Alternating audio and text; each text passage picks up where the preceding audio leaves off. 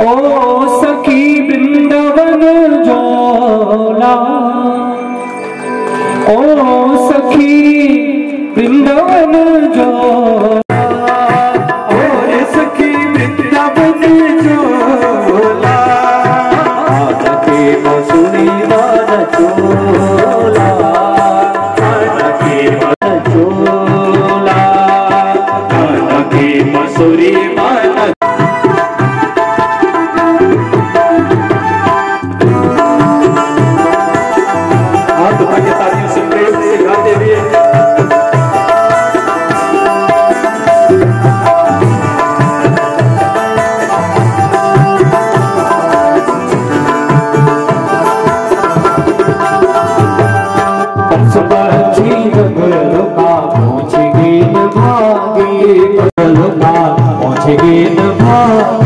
पस पक्षी जंगल का पूछ के हम रोई रही गया कना हम अभागी रे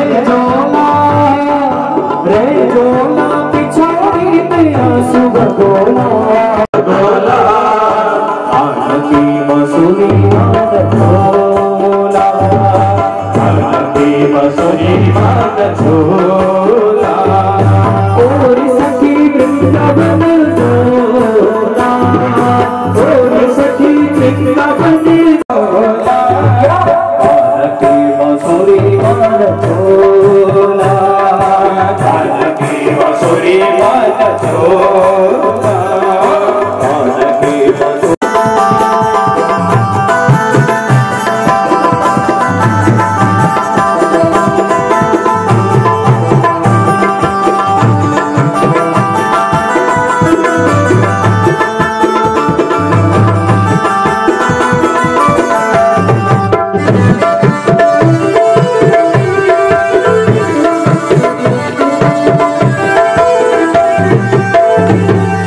बांसुरी की भोन सुनी मैं सीधी रहे दो, बांसुरी की भोन सुनी मैं सीधी रहे दो, मैं सीधी रहे दो, मैं सीधी रहे दो, मैं सीधी रहे दो, मैं सीधी रहे दो, बांसुरी की भोन सुनी मैं सीधी रहे दो, बांसुरी की भोन सुनी मैं सीधी रहे दो, दौड़ दौड़ मेरी गया अब तुझी सये दो, दौड़ दौड़ मेरी गया अब तुझी सये दो, राधा दगड़ी ओ श्यामा दगड़ी वृंदावन मरासुर चोला, राधा दगड़ी वृंदावन मरासुर चोला, आनके मसूरी मान चोला, आनके मसूरी चोला, आनके मसूरी मान चोला, आनके मसूरी मान चोला, आनके मसूरी मान चोला, आनके मसूरी मान चोला, आनके मसूरी मान। अरे सखी वृंदावन जोला, अरे सखी वृंदावन जोला, हरे सखी वृंदावन जोला, हरे सखी वृंदावन जोला, आनकी मसूरी मान झोला, आनकी मसूरी मान झोला, श्याम की मसूरी मान झोला। कात्यायनी माता का व्रत लिया है। स्नान ध्यान करने के पश्चात कात्यायनी का व्रत कर रही हैं और माता कात्यायनी से कह रही हैं, कात्यायनी महामाये महायोगिन्यधीश्वरी नंद गोपसुतं देवी पतिं मे कुरुते नमः।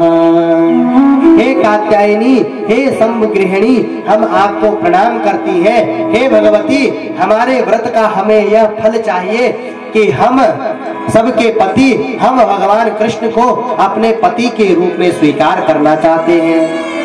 माता का व्रत पूजन किया और अंत में यमुना जी में स्नान करने लगी तो यमुना जी में स्नान कैसे कर रही हैं? निर्वस्त्र होकर के। भगवान कृष्ण को लगा कि ऐसे निर्वस्त्र होकर के सामाजिक स्थानों पर ऐसे जलाशयों में स्नान करना उचित नहीं है। तो भगवान कृष्ण ने गोपियों के वस्त्र उठाए और एक वृक्ष पर चढ़ गए।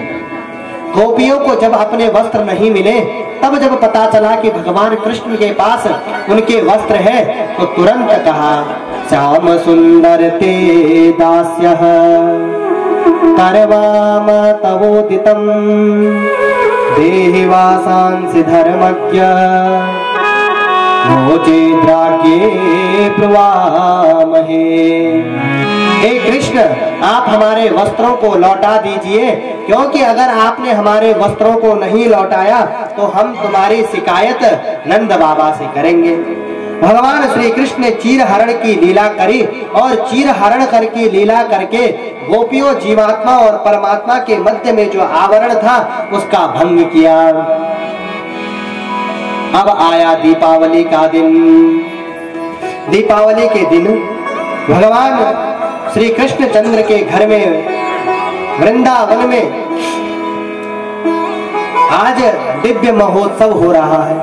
तमाम मिठाइयां, यज्ञ की सामग्रियां तैयार की जा रही हैं। भगवान कृष्ण ने जब यह सब देखा तो भगवान कृष्ण दौड़ करके अपने पिता के पास आए और तुरंत नंद बाबा से पूछा, कथ्यता में पितः कोयम किम भ्रमो वा उपागतः किम फलम कस्य चोद्देश्य साध्यते केन वा साध्यते मखाः।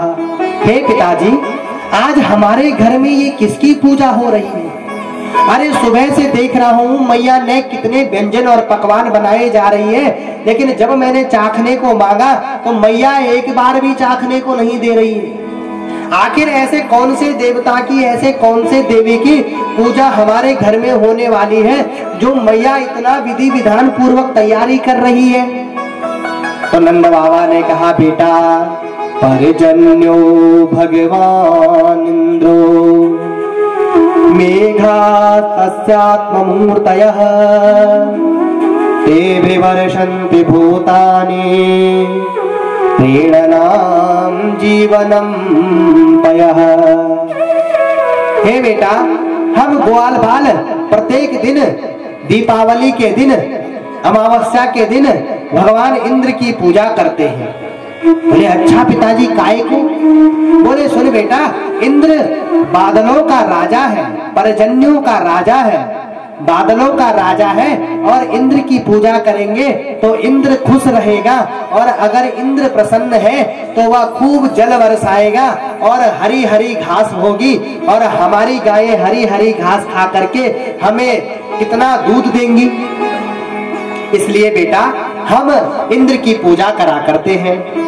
भगवान कृष्ण ने कहा, अरे पिताजी, अगर इंद्र की पूजा नहीं होगी तो क्या इंद्र जल नहीं बरसाएगा? बोले हाँ बेटा, इंद्र जल नहीं बरसाएगा। बोले पिताजी, तो एक बात मुझे समझाओ जरा, आधे ग्वाल बाला, आधे वृंदावनवासी इंद्र की पूजा करें और आधे वृंदावनवासी इंद्र की पूजा न करें, तो जिन ग्वाल बालों ने, जिन ब्रिजवासियों ने इंद्र की पूजा करी है, क्या उन्हीं के खेतों में पानी बरसेगा?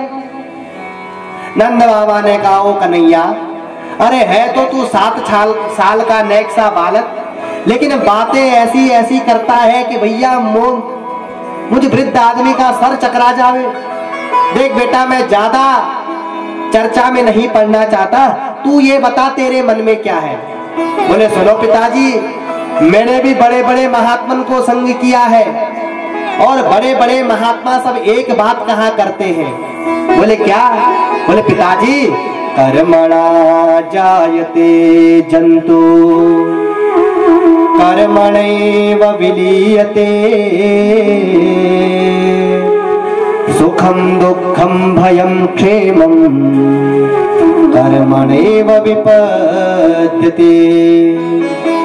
हे पिताजी, बड़े बड़े संत महात्मा कहा करते हैं कि इस धरती पर जो कुछ हमें सुख और दुख प्राप्त हो रहा है वह हमारे कर्मों का प्रभाव है। इसलिए कर्म ऐसा करना चाहिए जिसका प्रभाव श्रेष्ठ हो। और बड़े बड़े लोग कर्म किया करते हैं, बिना कर्म के कोई रह नहीं सकता है। नीति शतक में भर्तृहरि महाराज लिखते हैं कि वो महाशक्तियां भी कर्म कर रही हैं जिन्हें करने की कोई आवश्यकता नहीं है। बोले कौन महाशक्तियां? तो नाम गिनाते हैं। ब्रह्मायेन कुलालवन् नियमितो ब्रह्मांड भाण्डोदरे विष्णुर्येन दशावतार गहने क्षिप्तो महासंकटे रुद्रो येन कपालपाणिपुटके भिक्षाटनं कारित सूर्यो भ्राम्यति नित्यमेव गगने तस्मै नमः कर्मणे। भर्तृहरि महाराज कहते हैं कि मैं उस कर्म को प्रणाम करता हूँ, उस कर्म को नमस्कार करता हूँ। बोले किस कर्म को? जो साक्षात जगत पिता ब्रह्मा को रोज सृष्टि करने के लिए कटिबद्ध है। कहा तो जगत के पालक श्री हरि विष्णु, वह भी 10-10, 24-24 अवतार लेकर के इस धरती की और अपने भक्तों की रक्षा करने के लिए जन्म लिए जा रहे हैं। कहा भगवान शंकर हाथ में मिट्टी का पात्र लेकर के भिक्षा मांग रहे हैं।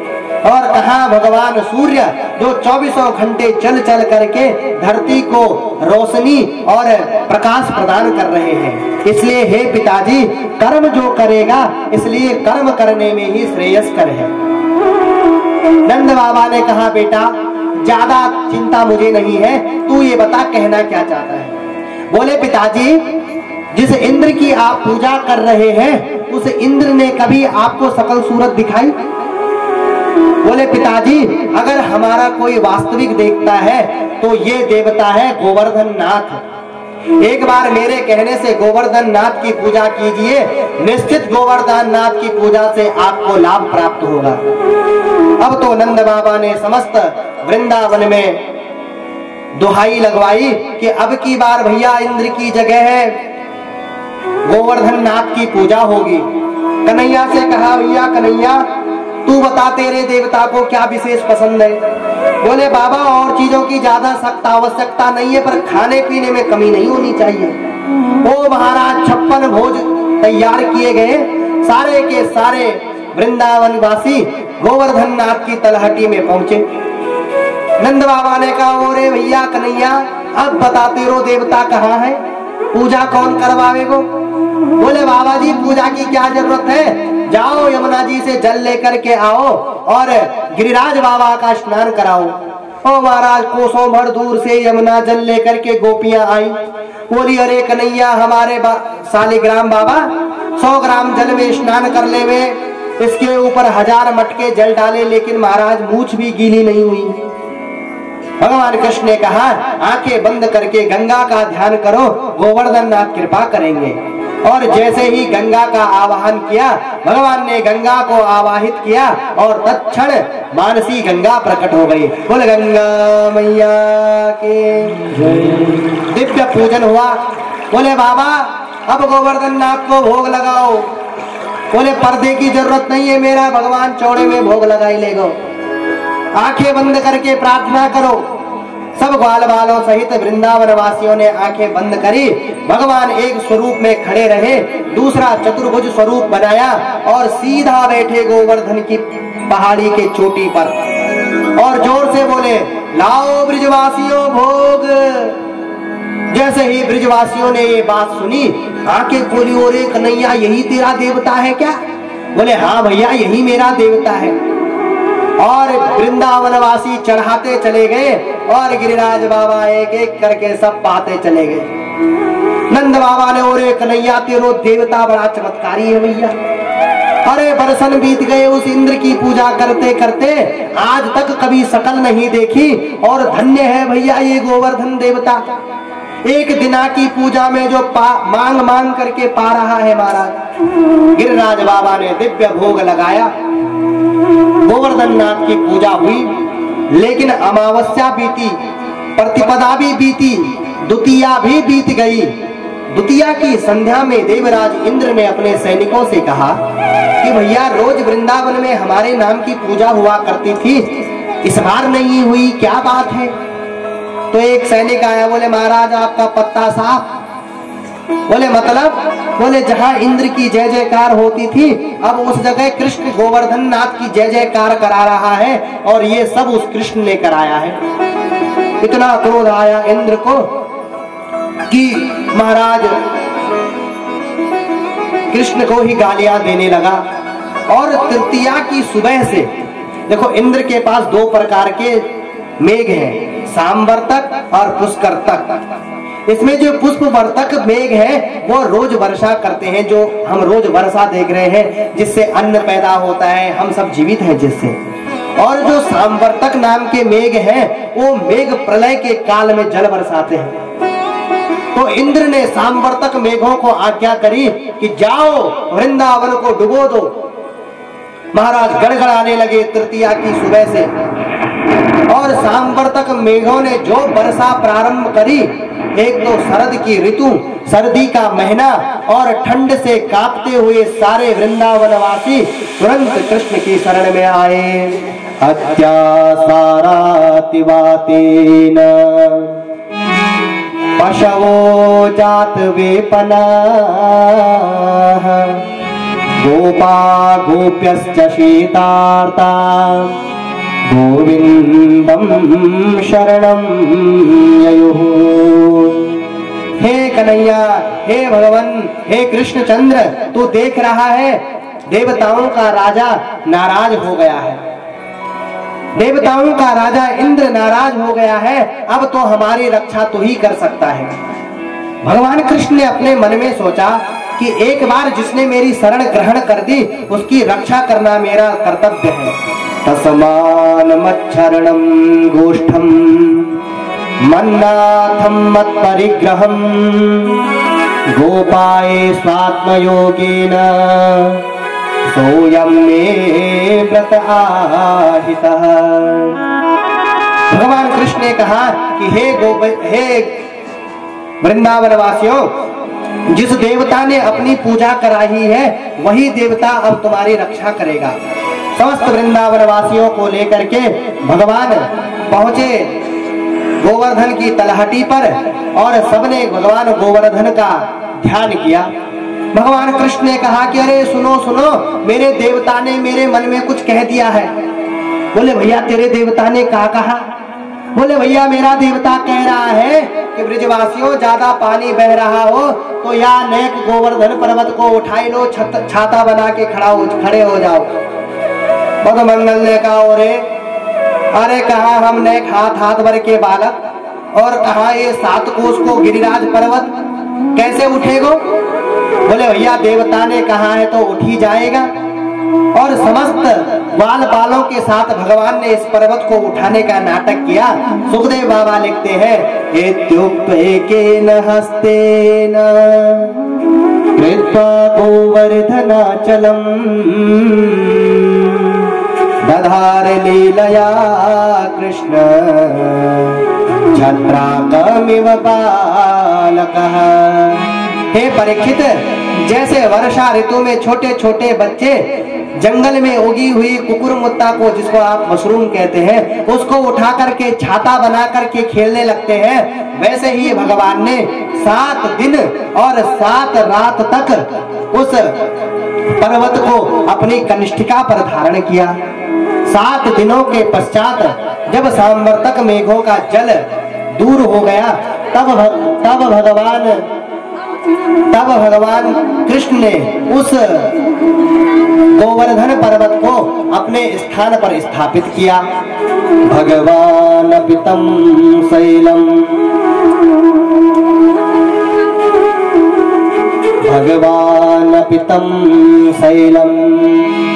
स्वस्थाने पूर्वमत्रवो पश्यतां सर्वभूतानां स्थापयामास लीलया। भगवान ने उस गिरिराज को अपने स्थान पर स्थापित किया, समस्त ब्रजवासियों का दुख दूर किया। बोल गोवर्धन नाथ भगवान की जय। इसी क्रम में भगवान वरुण लोक से एक दिन अपने पिताजी को वापस लेकर आए। अब आई शरद ऋतु। दसवीं के दिन आकर के इंद्र ने भगवान की स्तुति करी। एकादशी के दिन भगवान का व्रत नंद बाबा ने रखा। द्वादशी के दिन भगवान अपने पिताजी को वरुण लोक से आए। त्रयोदशी और चतुर्दशी के दिन में भगवान श्री कृष्ण चंद्र ने अपने सखाओं को, अपने ग्वाल बालों को अपने विराट स्वरूप और वैकुंठ का दर्शन कराया। और अब आया शरद ऋतु की पूर्णिमा। अब वो समय आया जिसका वचन भगवान ने गोपियों को दिया था। अब महारास में भगवान श्री सुखदेव अपने वक्तव्य को बढ़ा रहे हैं और महारास में प्रवेश कर रहे हैं। और भगवान महारास में प्रवेश करते ही भगवान पिता रात्रि शरदोत्फुल्ल मल्लिका वीक्षरन्तुं मनश्चक्रे योग मायामुपाश्रितः।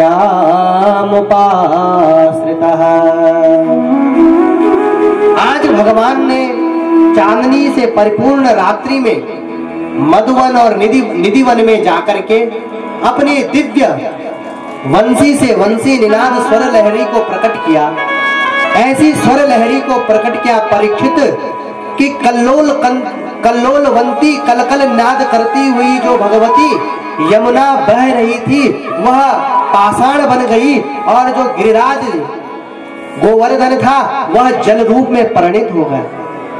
ऐसा दिव्य भगवान ने निनाद छेड़ा। इस निनाद को जैसे ही ब्रज की गोपियों ने सुना, निशम्य गीतम तदनंग वर्धनम ब्रज स्त्रियः कृष्ण गृहीत मानसा आजग्मुरन्योन्यमलक्षितोद्यमाः सयत्र कान्ता जवलोल कुंडलाः। सुखदेव बाबा कहते हैं कि भगवान श्री कृष्ण की त्रिभुवन मोहिनी इस वंशी का निनाद जैसे ही गोपियों ने सुना तो जो गोपी अपने घर में जैसा कार्य कर रही थी वह वैसे ही चल दी मारा। लिम्पन्त्यः प्रव्रजन्त्यो अंजन्त्या काश्चिलोचने व्यत्यस्त्र वस्त्र भरणाः काश्चित् कृष्णान्तिकं ययो। एक गोपी अपने पतिदेव की सेवा कर रही थी, चरण दबा रही थी कि अचानक कानों में वंशी की ध्वनि पड़ी और ऐसे ही चल दी महाराज। एक गोपी घर में भोजन बना रही थी, हलवा बना रही थी। हलवा बनाने के लिए हाथ में करछी जैसे ही उठाई और लकड़ियों को सही कर ही रही थी चूल्हे में, कितने में भगवान कृष्ण की वंशी का नाद कान में गूंजा और एक हाथ में करछी और दूसरे हाथ में उस जलती हुई लकड़ी को लेकर के चली।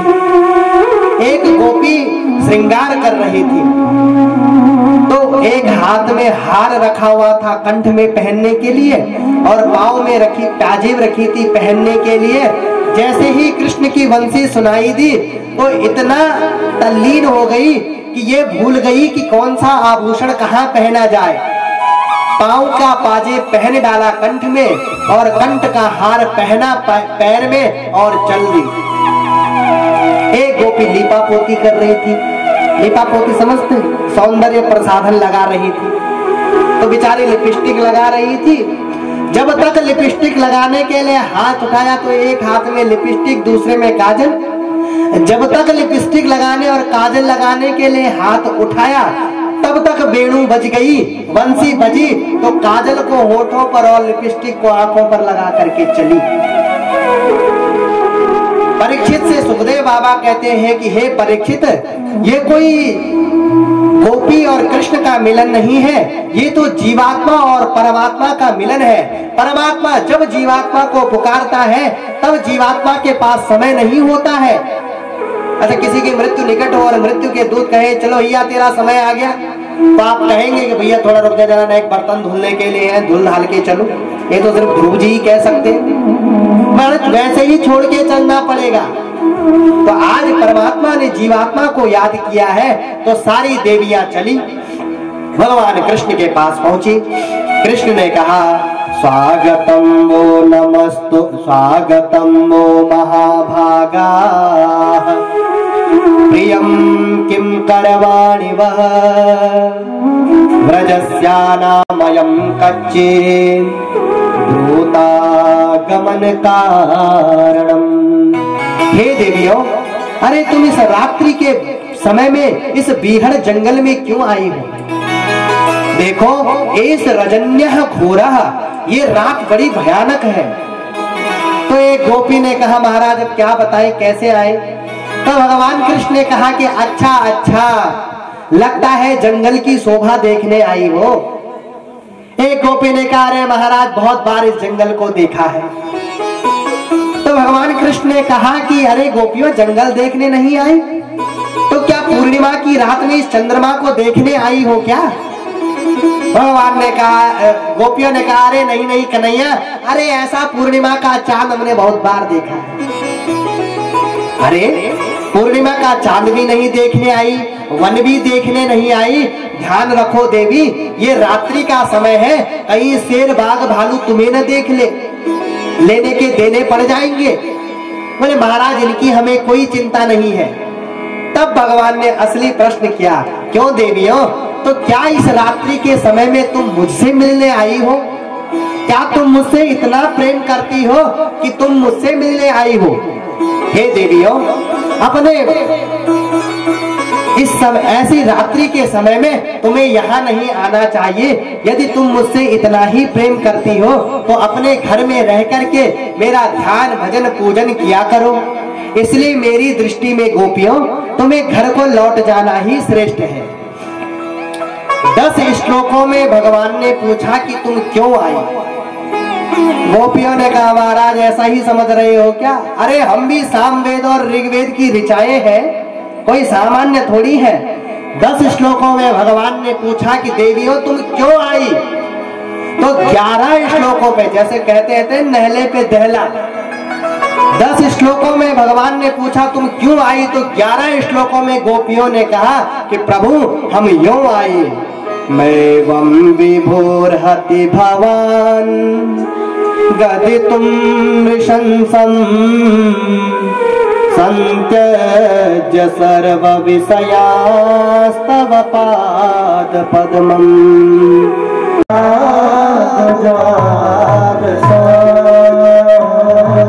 सरसी जो दया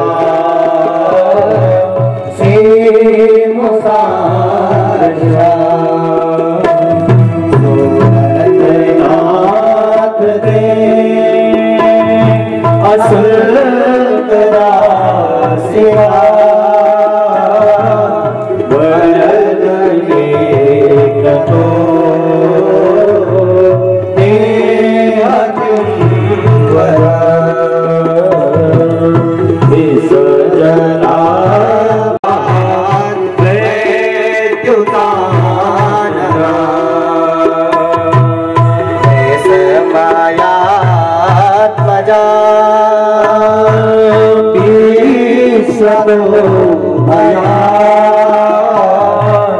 ऋषभते वया रक्षिता कथामृतम् तप्त जीवनम् कवि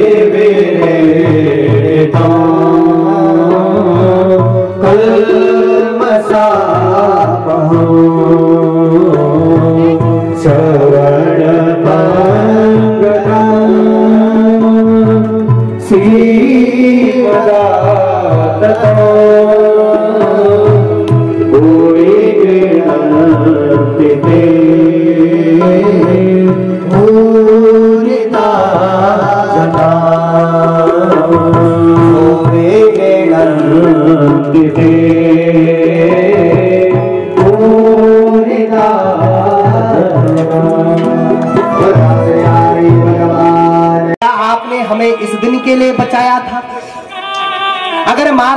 था हमें तो हम तो उसी दिन मर जाते, अपने विरह के विरहासुर में मारने की क्या जरूरत थी।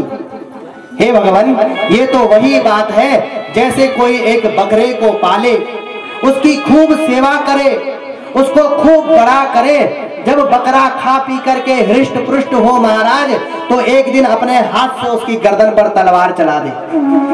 तो हे महाराज, क्या इस दिन के लिए हमने बकरे को पाला पोसा था? वैसे ही प्रभु, अगर आप हमें मारना ही चाहते तो हम तो कब के मर जाते। इसलिए भगवान, हमें लगता है कि आप यशोदा के पुत्र नहीं है, न खलु गोपिका नंदनः, आप गोपी यशोदा के पुत्र नहीं है, क्योंकि यदि आप यशोदा नंदन होते तो हमारी यशोदा मैया तो कितनी दयामयी और करुणामयी है, उसके तुम जैसे निष्ठुर बेटा नहीं होते। और हाँ प्रभु, यदि आपको लगता हो कि हमारे अंदर काम का ज्वर है, तो समस्त वृंदावन वासियों सहित त्रिभुवन ने देखा है कि जब आप कालिया नाग की फनाली पर नाचे तो उसके समस्त विष का वमन करा दिया। इसलिए हे प्रभु, आप अपने श्री चरणों को हमारे वक्षस्थल पर रखिए और वक्षस्थल पर रखने के पश्चात आप हमारा उद्धार कर दीजिए।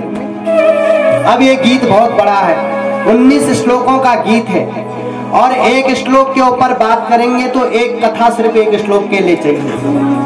हे भगवान, तव कथामृतम, आपका जो कथा का अमृत है वह समस्त पापों को नष्ट कर देता है। और अंतिम श्लोक में कहते हैं, यत्ते सुजात चरणम गुरुहम स्तनेषु भीतासनै प्रियदधि महिकर ककेषु तेनाटवी मटसि तद व्यथते न किंसेन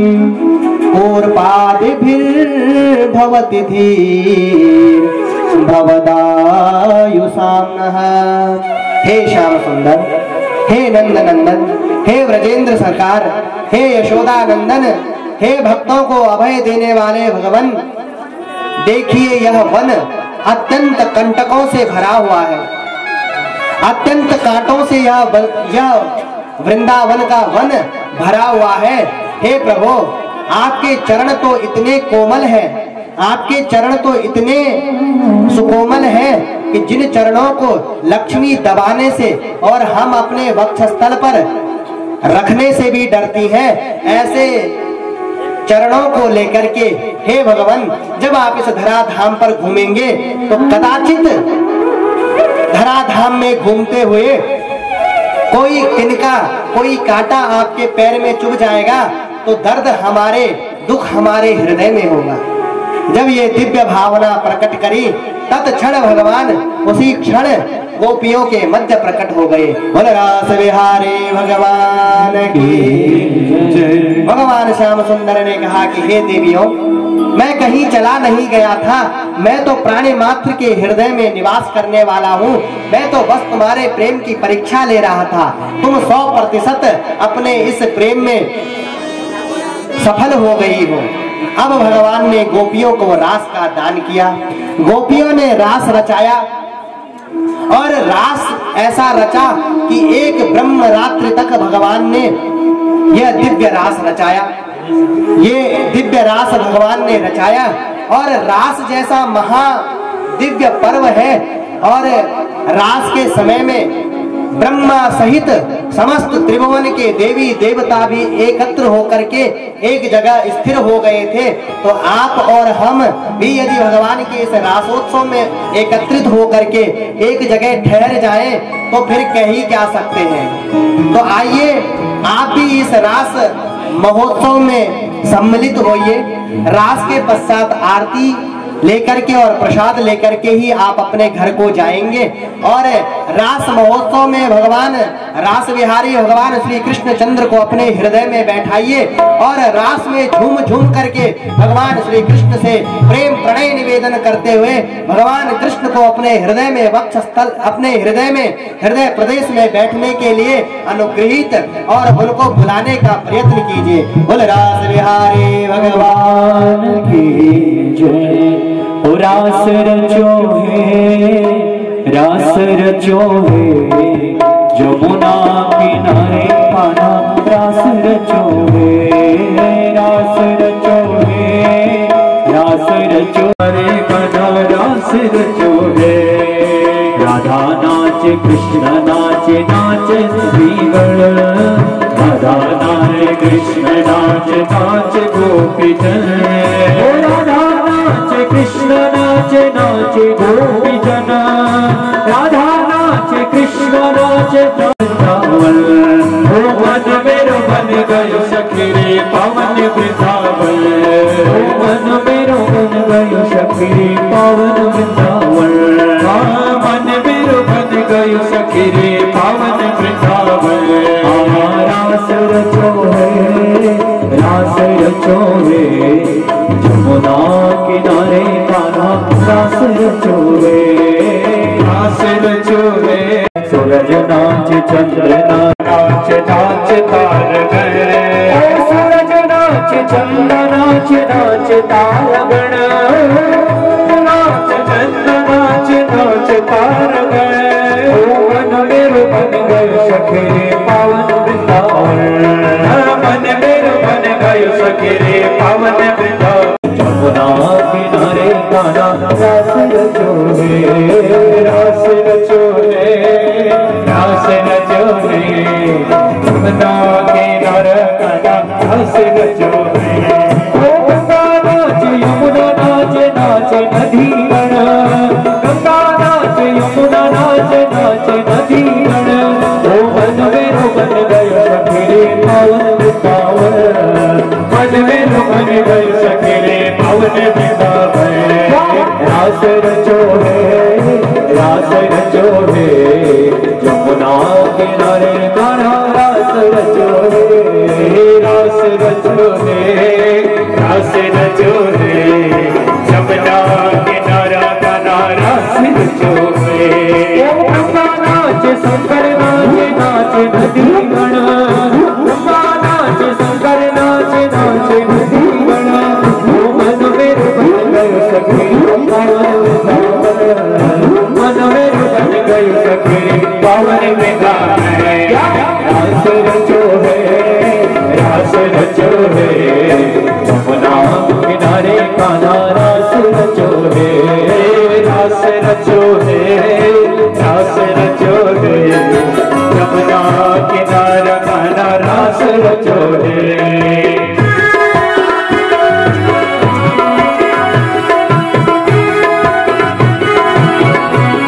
यजमान परिवार आरती के लिए आ जाए।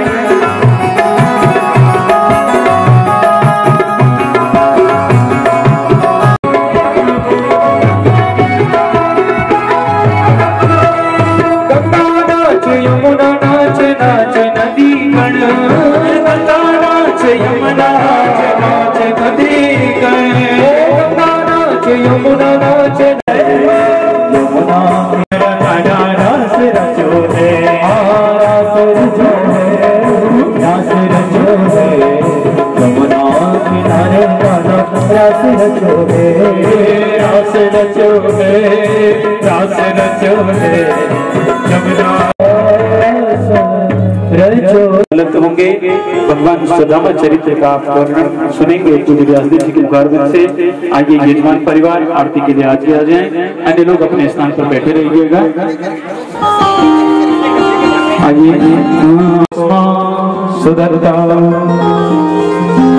मन में बसा कर तेरी मूर्ति, उतारूं मैं गिरधर तेरी आरती, मन में बसा कर तेरी मूर्ति, उतारूं मैं गिरधर आरती, तेरी आरती, उतारूं मैं कान्हा तेरी आरती, मन में बसा कर तेरी मूर्ति, उतारूं मैं कान्हा तेरी आरती, मन में बसा कर तेरी मूर्ति, उतारूं मैं गिरधर तेरी आरती।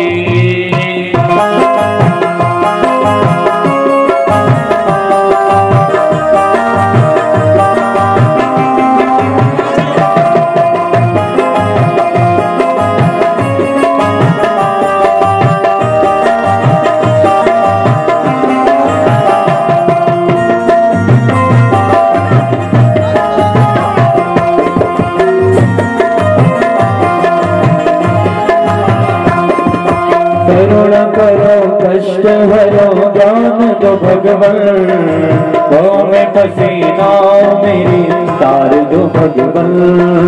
करुणा करो कष्ट हरो ज्ञान दो भगवन, में कुछ नहीं मेरा सब कुछ तेरा, कुछ नहीं मेरा।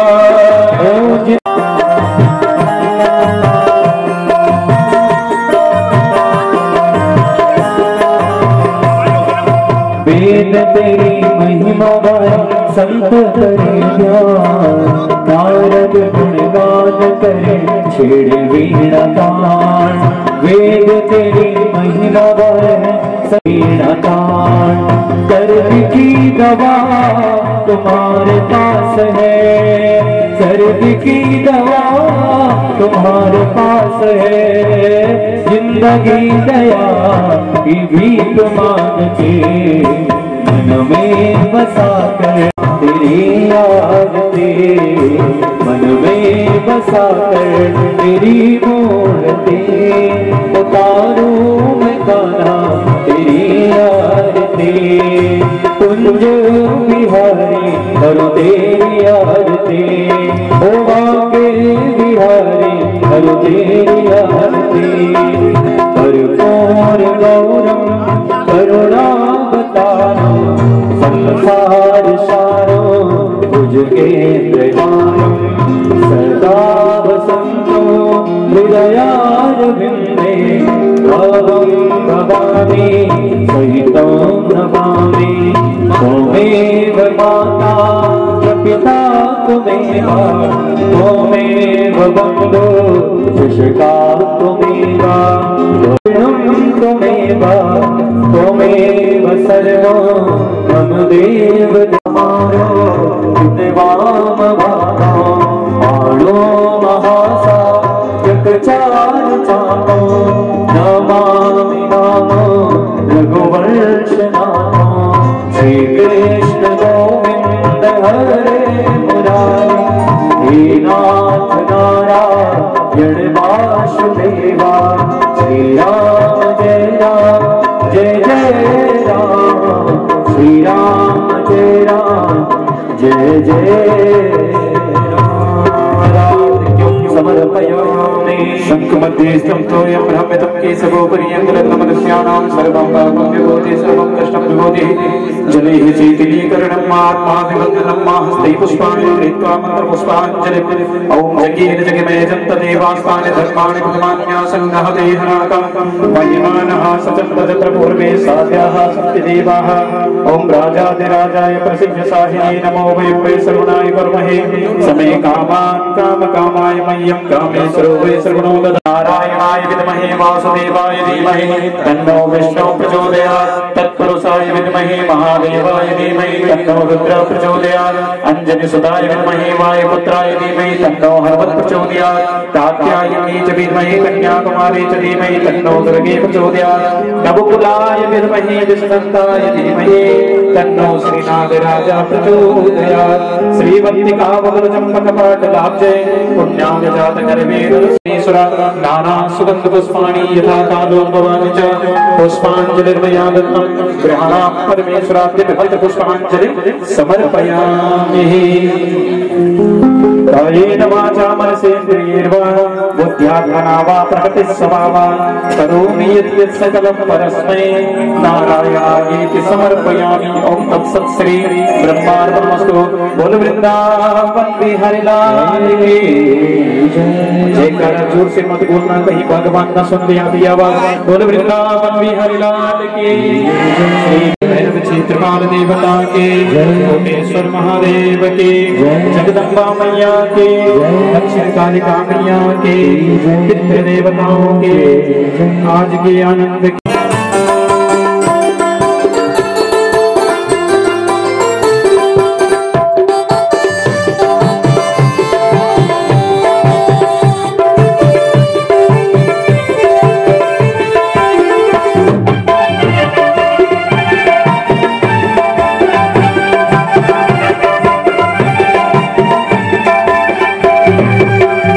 तेरा गोकुल माछन बड़ा ठाट कन्हैया,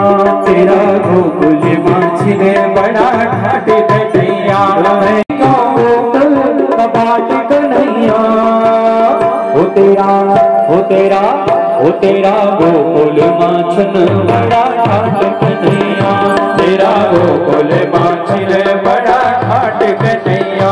जख मुरली की धुन बड़ी प्यारी बजनी, जख मुरली की धुन बड़ी प्यारी बजनी, जख मुरली की धुन बड़ी प्यारी बजनी, जख मुरली की धुन बड़ी प्यारी बजनी।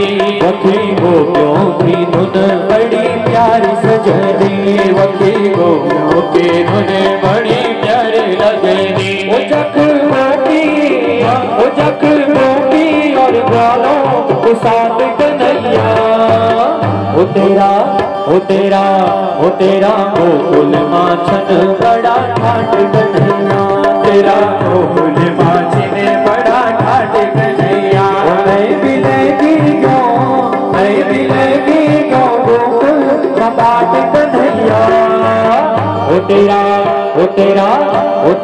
गोकुल माछन बड़ा ठाट कन्हैया, तेरा गोकुल माछन बड़ा ठाट कन्हैया, तेरा गोकुल माछन बड़ा ठाट कन्हैया, तेरा गोकुल माछन बड़ा ठाट कन्हैया।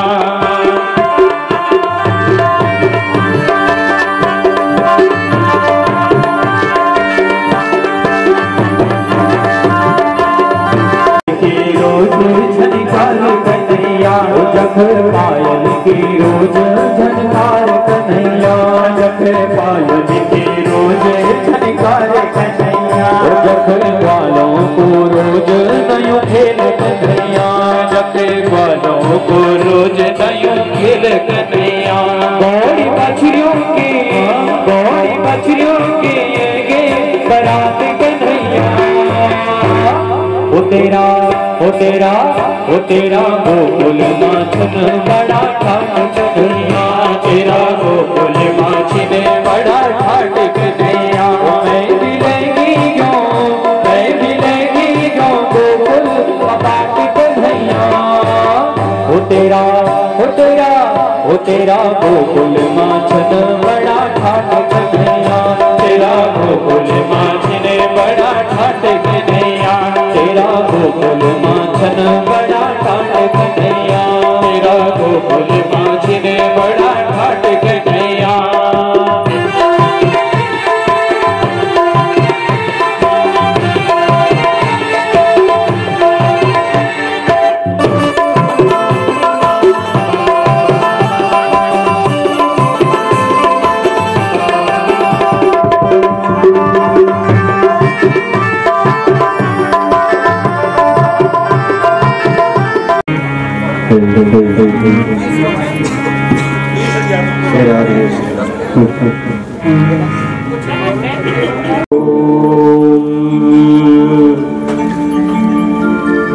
श्री गणेशाय नमः,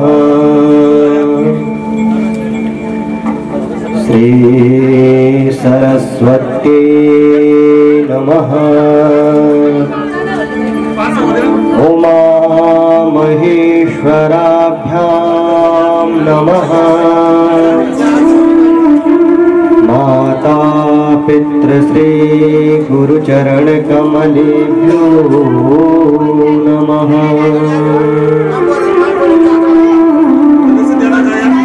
गुरुर्ब्रह्मा गुरुर्विष्णुः गुरुर्देवो महेश्वरः, गुरुर्साक्षात् परब्रह्म, तस्मै श्री गुरवे नमः।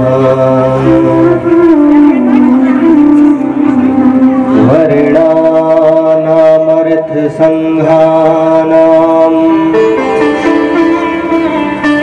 रसानां छन्दसामपि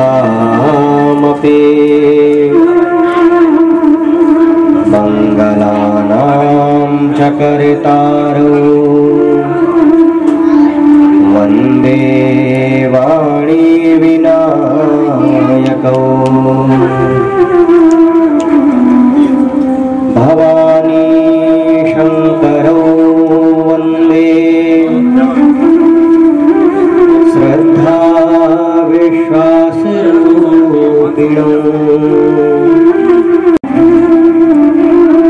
गुरुं शङ्कररूपिणम्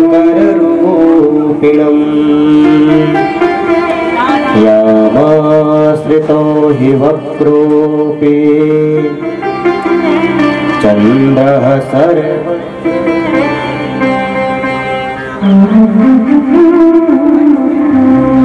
सरस्वती महामाया जगत जीव मम कंठे सन्निधो भव। कृष्णाय वासुदेवाय देवकी नंदनाय च नंदगोपकुमाराय गोविंदाय नमो नमः। कृष्णं नारायणं वन्दे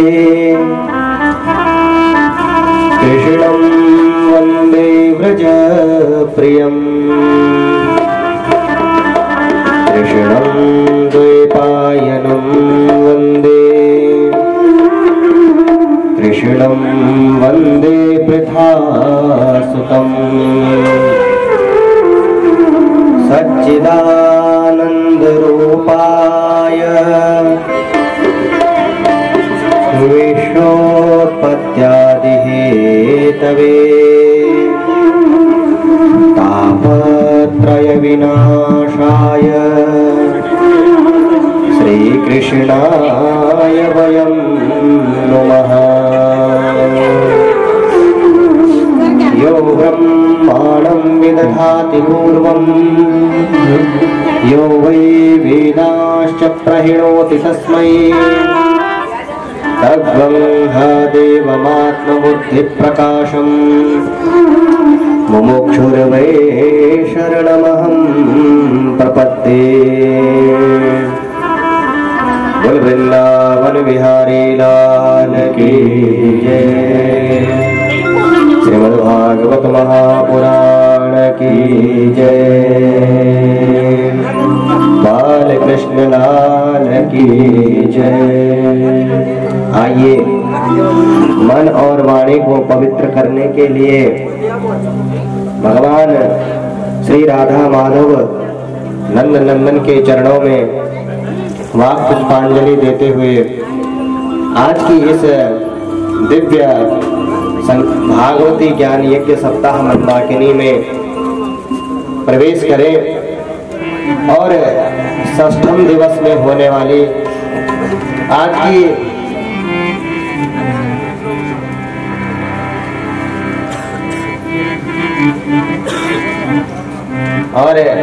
षष्ठम दिवस में होने वाली दिव्य इस भागवती सप्ताह ज्ञान रे भजो राधे गोपाल कृष्ण गाइए। भजो राधे गोपाल कृष्ण गाइए। राधे गोपाल कृष्ण गाइए।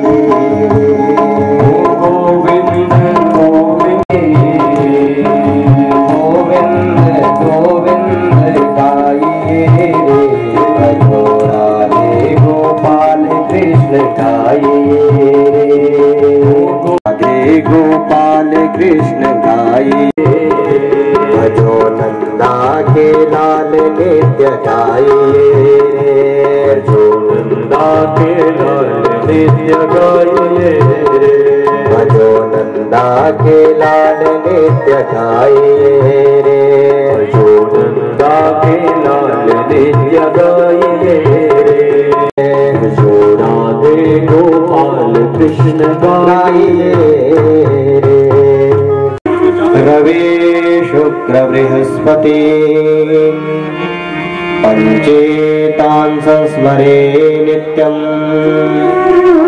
वेदवाणी प्रवर्तये। बोल गजानन भगवान की जय। परम वंदनीय ज्ञानदायिनी मां शारदे, वीर प्रसूता भारत भूमि, वृंदारक वृंद वंद्य आनंद कंद सच्चिदानंद श्री कृष्ण चंद चरणारविंद मकरंद मिलिंद महानुभावों, जैसा कि विगत 6 दिनों से आपको ज्ञात ही है और प्रतीत ही है कि हमारे यजमान परिवार श्री सजवाड़ जी लोगों ने अपने श्रुत अश्रुत पितरों के मोक्ष हेतु, उनकी सद्गति हेतु इस दिव्य भागवती ज्ञान सप्ताह यज्ञ का आयोजन अपने निवास स्थान पर किया है। विगत 5 दिवसों से हम इस भागवती रसमंदाकिनी में अवगाहन और आचमन कर रहे हैं। समस्त पाप और तापों का समन कर देने वाली ये भगवती कथा भागीरथी आप और हम सब का तो कल्याण करेगी ही करेगी, लेकिन प्रभु के वांगमयी प्रतीति श्रीमद् भागवत महापुराण के सानिध्य और समक्ष में बैठ करके हमारे यजमान परिवार ने जिन पितरों के निमित्त इस दिव्य ज्ञान यज्ञ का आयोजन अपने घर पर करवाया है, उन समस्त पितरों को भगवान नाम के महिमा के कारण, भगवान नाम के महिमा के अनुसार सायुज्य सारूप्य पंचविध जो मुक्तियां वर्णित है वो मुक्ति अवश्य प्राप्त होगी। और जहां कहीं भी वो पितर इस पितर लोक सहित कहीं भी निवास कर रहे हो, भगवान की कृपा से, भगवान की अनुकंपा से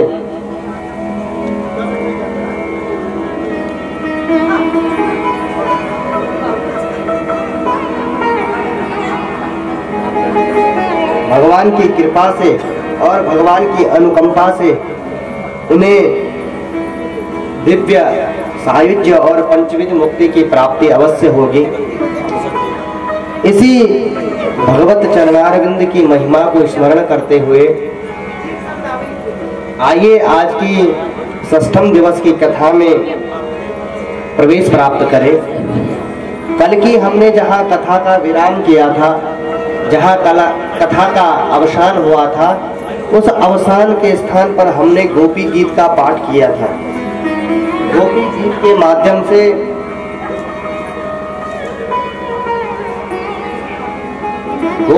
के माध्यम से हमने रास पंचाध्यायी का जो वर्णन किया था। गोपी गीत सहित रास पंचाध्यायी श्रीमद् भागवत महापुराण के 5 प्राण हैं और गोपियां कल इसी बात का निर्णय लेती हैं और इसी बात का अनुमोदन करती हैं कि हे प्रभु, तव कथामृतम तप्त जीवनम, आपकी जो कथा का अमृत है, आपकी जो कथा है वह निश्चित ही समस्त पाप और तापों से व्यक्ति को परिशुद्ध कर करके भगवत चरणारविंद में लगा ही देती है। इसलिए हे भगवान, आपके दर्शन की अपेक्षा आपकी कथा अत्यधिक श्रेष्ठ है। तो इस प्रकार के गोपियों के दिव्य भाव को भगवान ने स्वीकार किया और दिव्य रास में भगवान ने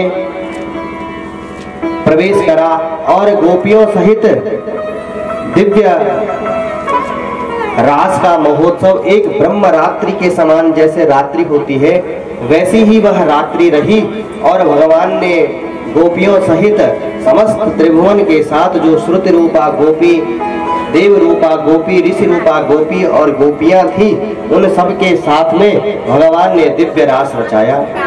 सुखदेव जी इसके विषय में कहते हैं, विक्रीडितं ब्रजबधो विरदं च विष्णो श्रद्धान्वितो नुशृणुयादथ वर्णयेद यः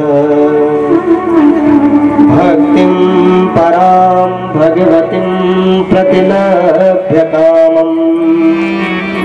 हरे हृदिरोगमाश्वपहिनोत्यचिरेण धीरः। सुखदेव जी इस रास पंचाध्यायी और गीता इस गोपी गीत का उपसंहार करते हुए कहते हैं कि हे परीक्षित, जो कोई भी इस रास पंचाध्यायी का श्रवण, इस गोपी गीत का श्रवण मनन पठन दिव्य भाव से और भगवान को हृदय में बिठा करके अनन्य प्रेम से भगवान के चरणों में गुनगुनाएगा, गाएगा, उसके हृदय में रही हुई उसके हृदय में निवास करने वाली काम वासनाओं सहित जितनी भी अज्ञान की ग्रंथियां हैं वह सब दूर हो जाएंगी और भगवान के श्री चरणों में आपको अनन्य प्रेम